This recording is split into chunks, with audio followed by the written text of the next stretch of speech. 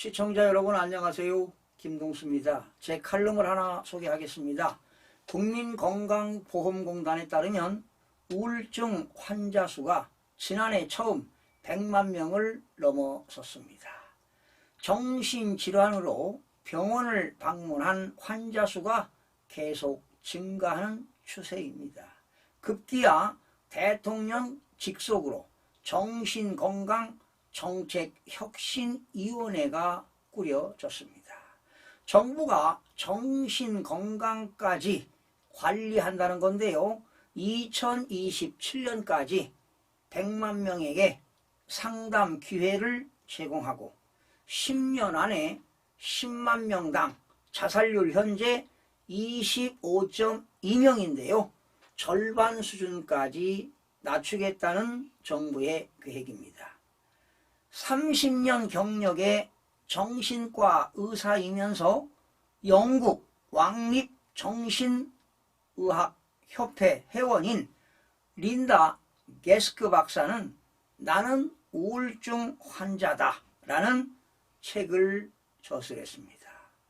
30년 정신과 의사의 고백에 의하면 우울증 전문가라고 해서 우울증에 안 걸린다는 법은 없고 그것을 부끄러워할 필요도 없다고 당당하게 말하고 있습니다. 게스크 박사에 따르면 개인마다 고통받는 사연은 다르고 특별하다고 합니다. 우울증에는 인간으로 살면서 피할 수 없는 여러 가지 현실들이 복잡하게 얽혀 있습니다. 우울증 치료사는 우울을 깊이 들여다보면서 저마다의 사연을 인정하고 가슴으로 이해할 때 도울 수 있다고 합니다. 그것이 약 복용만으로 결코 치료될 수 없는 이유라고 게스크 박사는 강조했습니다. 이들이 겪는 괴로움 중에는 의사들이 흔히 질문하는 공통의 증상도 많습니다. 두려움, 상처, 사랑받고자 하는 욕구, 외로움, 불신, 해소되지 못한 애통함 등입니다. 우울증은 자살의 주요 원인 가운데 하나입니다. 한국은 자살률이 경제협력개발기구 OECD에서 가장 높은 나라라고 게스크 박사는 분석하고 있습니다. 우울증으로 도움을 청하면 이상한 사람이나 정신 나간 사람이 되는 것 같아 두렵다는 사람을 많이 봤다고 합니다. 우울증은 스스로 자각하고 나름대로 해악을 다스릴 방법을 찾으라고 권유합니다. 또 자신은 종교가 없지만 신앙도 큰 힘이 된다는 것을 경험으로 안다고 했습니다.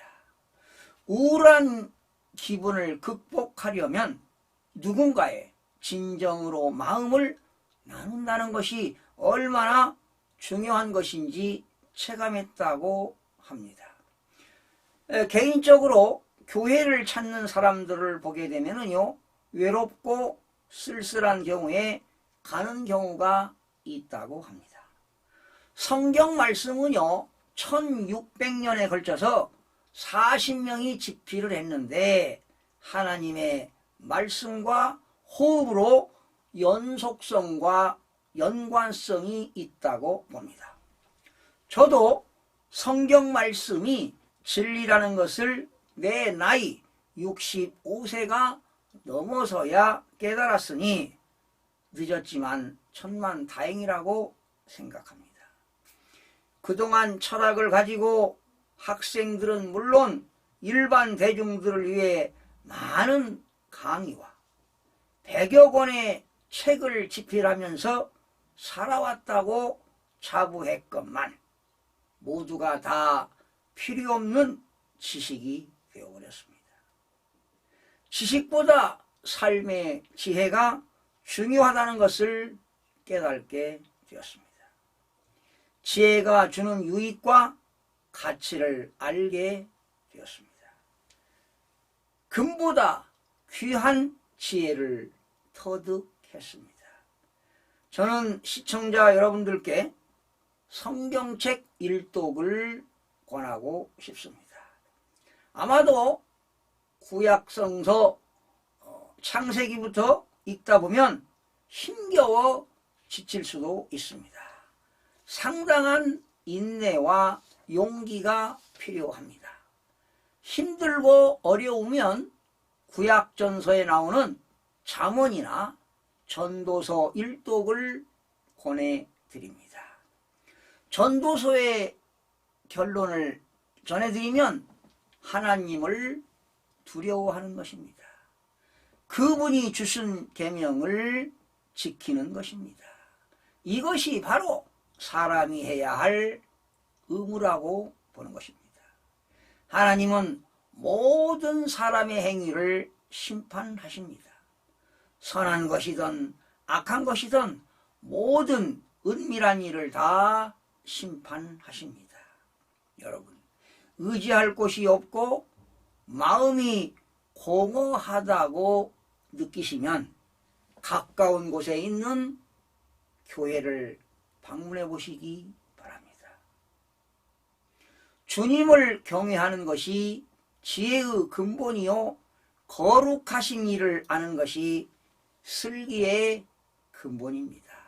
시청해 주신 여러분 고맙습니다.